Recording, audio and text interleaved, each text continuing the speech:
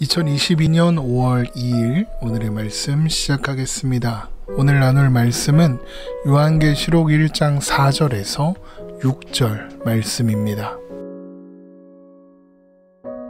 요한은 아시아에 있는 7교회에 편지하노니 이제도 계시고 전에도 계셨고 장차 오실 이시며 그의 보좌 앞에 있는 7 영과 또 충성된 증인으로 죽은 자들 가운데에서 먼저 나시고 땅의 임금들의 머리가 되신 예수 그리스도로 말미암아 은혜와 평강이 너희에게 있기를 원하노라. 우리를 사랑하사 그의 피로 우리 죄에서 우리를 해방하시고 그의 아버지 하나님을 위하여 우리를 나라와 제사장으로 삼으신 그에게 영광과 능력이 세세토록 있기를 원하노라. 아멘. 요한계시록 묵상을 오랜만에 다시 시작하게 되었습니다. 가능하시면 이전에 업로드된 첫 번째, 두 번째 요한계시록 묵상 말씀을 다시 한번 들어보시고 오늘 본문 말씀을 함께 들어보시면 좋을 것 같습니다. 오늘 본문은 요한계시록의 수신자가 소아시아 지역에 있는 7교회다 라고 밝히고 있습니다. 요한계시록 1장 4절입니다. 요한은 아시아에 있는 7교회에 편지하노니. 여기에서 7교회란 에베소, 서보나, 버가모, 두아디라, 사대, 빌라델비아, 라오디게아 교회를 가리킵니다. 요한계시록 1장 11절입니다. 이르되 내가 보낸 것을 두루마리에 써서 에베소, 서보나, 버가모, 두아디라, 사대, 빌라델비아, 라오데기아 등 7교회에 보내라 하시기로. 그런데 당시 소아시아 지역에는 이곳들 말고도 여러 지역에 교회가 세워져 있었습니다. 그 중에서 이 7교회가 왜 선택되었는지는 정확하게 알 수 없습니다. 다만 아마도 주님께서 요한계시록을 통하여 말씀하시려는 내용을 가장 잘 드러낼 수 있는 교회이기 때문일 것이다 라고 추측할 수 있습니다. 또한 어떤 교회가 선택되었느냐 보다 더 중요한 의미를 가지고 있는 것은 7교회가 선택되었다는 겁니다. 7이라는 숫자는 요한계시록에서 많이 사용되게 되는 숫자인데 성경에서 7은 완전함을 상징하는 숫자입니다. 그래서 7교회는 곧 완전한 교회, 그래서 모든 교회를 상징하는 의미를 갖습니다. 그러니까 7교회는 요한계시록에 언급된 7곳의 교회를 포함하여 예수 그리스도 안에 있는 당시의 모든 교회, 그리고 오고 가는 모든 세대 속에 존재할 교회들까지 가리키는 표현이라는 것입니다. 고린도전서 1장 2절의 말씀입니다.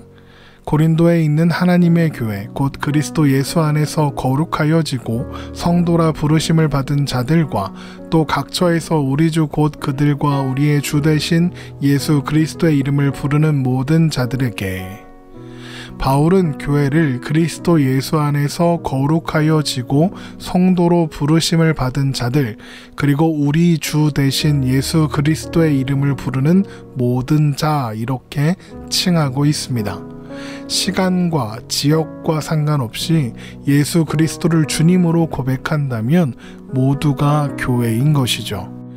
그러므로 요한계시록의 메시지는 2000년 전에 존재했던 교회들만이 아니라 2022년 오늘을 살아가는 우리들, 바로 교회된 우리들을 향한 주님의 말씀이며 2022년 오늘을 사는 교회된 우리들이 곧 7교회다라고 말할 수 있는 것입니다. 또한 그렇기 때문에 요한계시록에 기록된 7교회를 통해 보게 되는 연약함과 어려움, 문제와 실패들은 오늘날 우리들의 연약한 모습이며 어려움이고 문제이며 실패이기도 합니다. 그래서 우리는 7교회를 향한 말씀은 오늘을 사는 우리가 고민하는 것들의 답이다 이렇게 생각할 수 있는 것입니다. 요한은 먼저 교회들을 향하여 삼위일체이신 하나님으로부터 오는 은혜와 평강이 있기를 소망한다 라는 인사를 전합니다. 요한계시록 1장 4절에서 5절 말씀입니다. 요한은 아시아에 있는 7교회에 편지하노니 이제도 계시고 전에도 계셨고 장차 오실 이시며 그의 보좌 앞에 있는 7 영과 또 충성된 증인으로 죽은 자들 가운데에서 먼저 나시고 땅의 임금들의 머리가 되신 예수 그리스도로 말미암아 은혜와 평강이 너희에게 있기를 원하노라. 이제도 계시고 전에도 계셨고 장차 오실 이는 성부 하나님을, 그의 보좌 앞에 있는 7 영은 성령 하나님을, 그리고 예수 그리스도 곧 성자 예수님을 가리키고 있죠. 그러니까 요한은 삼위일체 하나님을 의지하여 7 교회에 은혜와 평강이 있기를 소망한다 라고 하는 것입니다. 그런데 우리는 여기 삼위 하나님을 나타내는 표현들을 자세하게 살펴볼 필요가 있습니다. 먼저 성부 하나님을 가리키는 이제도 계시고 전에도 계셨고 장차 오실 이라는 표현에서 장차 오실 이란 재림을 의미하는 것이 아니라 앞으로도 계시는 분이라는 의미입니다.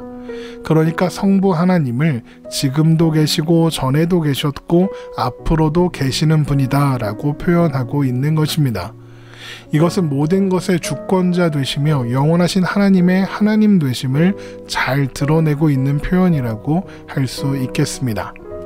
또한 7 영은 성령 하나님을 나타내는데 앞에서 말씀드린 것처럼 7은 완전을 의미하고, 그래서 7 영은 숫자적으로 7개의 영이 존재한다라는 의미라기보다는 완전하신 영, 완전하신 하나님의 영이라는 의미입니다. 성령님이 7 영으로 표현되는 예는 구약 성경에서도 찾아볼 수 있는데 이사야 11장 2절이 그것입니다. 이사야 11장 2절 말씀입니다. 그의 위에 여호와의 영 곧 지혜와 총명의 영이요 모략과 재능의 영이요 지식과 여호와를 경외하는 영이 강림하시리니.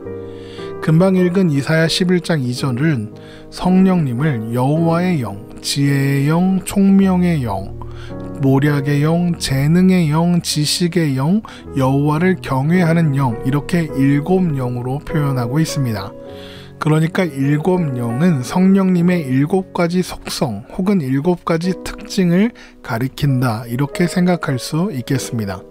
또한 7 영이라는 표현을 7 교회와 연결 지으면 성령 하나님께서 교회를 세세히 보살피시며 또한 인도하신다라는 의미가 됩니다. 이는 사도행전에서 바울이 에베소 교회의 장로들에게 마지막 설교를 하면서 전한 이야기를 통해서도 확인할 수 있는 내용입니다. 사도행전 20장 28절 말씀입니다.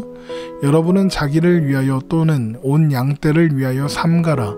성령이 그들 가운데 여러분을 감독자로 삼고 하나님이 자기 피로 사신 교회를 보살피게 하셨느니라. 성령님께서 그들을 교회의 감독자로 삼으사 하나님이 자기 피로 사신 교회를 보살피게 하셨습니다. 그러면 교회를 보살피는 것이 누굽니까? 감독자로 세워진 장로들일까요? 아닙니다. 그들을 세우신 성령 하나님이시죠. 그러니까 교회는 성령님을 의지하여 존재하는 것입니다. 또한 성자 예수님에 대하여는 여러가지 수식어가 붙어 있는데 충성된 증인으로 죽은 자들 가운데서 먼저 나시고 땅의 임금들의 머리가 되신 이것이 그것입니다. 요한계시록 1장 5절 말씀입니다. 또 충성된 증인으로 죽은 자들 가운데에서 먼저 나시고 땅의 임금들의 머리가 되신 예수 그리스도로 말미암아 은혜와 평강이 너희에게 있기를 원하노라. 먼저 예수님은 진리에 대하여 증언하시기 위하여 이 땅에 오신 증인이십니다. 요한복음 18장 37절입니다. 빌라도가 이르되 그러면 내가 왕이 아니냐? 예수께서 대답하시되 내 말과 같이 내가 왕이니라. 내가 이를 위하여 태어났으며 이를 위하여 세상에 왔나니 곧 진리에 대하여 증언하려 함이로라. 무릇 진리에 속한 자는 내 음성을 듣느니라 하신대. 이렇게 예수님은 십자가의 죽으심을 통하여 진리를 증거하기 위해 이 땅에 오셨습니다. 그러면 예수님께서 죽으심을 통해 증거하고자 하신 진리가 무엇일까요? 바로 하나님의 자녀가 되는 길입니다. 요한복음 1장 12절에서 13절 말씀입니다. 영접하는 자 곧 그 이름을 믿는 자들에게는 하나님의 자녀가 되는 권세를 주셨으니 이는 혈통으로나 육정으로나 사람의 뜻으로 나지 아니하고 오직 하나님께로부터 난 자들이니라. 하나님께서 예수님을 통하여 우리를 구원하사 하나님의 자녀 삼으시고 하나님 안에서만 누릴 수 있는 복과 평화를 누리게 하실 것이다 라는 이 사실, 하나님과 분리되어 죄의 권세 아래에서 신음하며 살 수밖에 없었던 우리를 다시 하나님과 하나가 되게 하시고 하나님의 자녀가 되는 권세를 누리게 하실 것이라는 이 사실, 이것이 예수님께서 죽음으로써 증언하신 진리의 내용입니다. 또한 예수님은 죽은 자들 가운데서 먼저 나신 분이십니다. 이는 예수님께서 부활의 첫 열매가 되셨다는 의미이며 이제 예수 그리스도 안에 있는 모든 자들은 부활 생명을 약속받았다는 것을 확증해 줍니다. 로마서 6장 5절입니다. 만일 우리가 그의 죽으심과 같은 모양으로 연합한 자가 되었으면 또한 그의 부활과 같은 모양으로 연합한 자도 되리라. 또한 예수님은 땅의 임금들의 머리 곧 왕이십니다. 예수님은 만왕의 왕 만주의 주가 되셨습니다.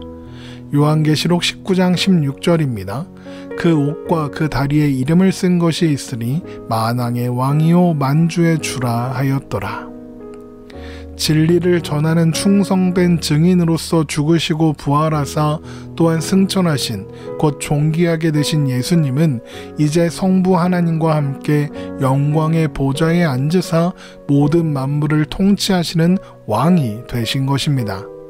그렇게 삼위일체 하나님을 의지하여 교회들을 향한 은혜와 평강의 인사를 전한 요한은 그러한 은혜와 평강이 우리에게 임할 수 있도록 그 모든 일을 이루신 예수님께 영광을 돌리는 것으로 요한계시록의 서두를 마무리합니다.